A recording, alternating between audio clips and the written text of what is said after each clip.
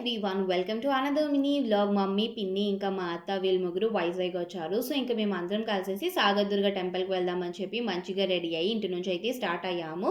కానీ ఇక్కడికి వచ్చిన తర్వాత మాకు తెలిసింది ఏంటంటే బోట్స్ క్లోజ్ అయిపోయాయని చెప్పేసి ఇంక అప్పుడు మేము ఏం చేయలేము కదా.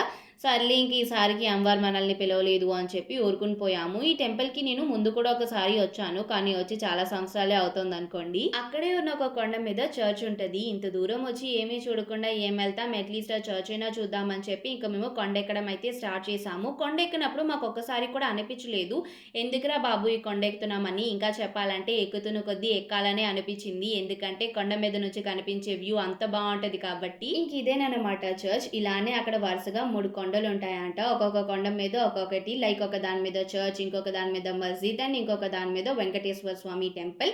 ఇప్పటికైతే ఈ చర్చ్ని చూడగలిగాను. నెక్స్ట్ టైం ఇంకెప్పుడైనా ఆ రెండింటిని కూడా కవర్ చేయడానికి ట్రై చేస్తాను.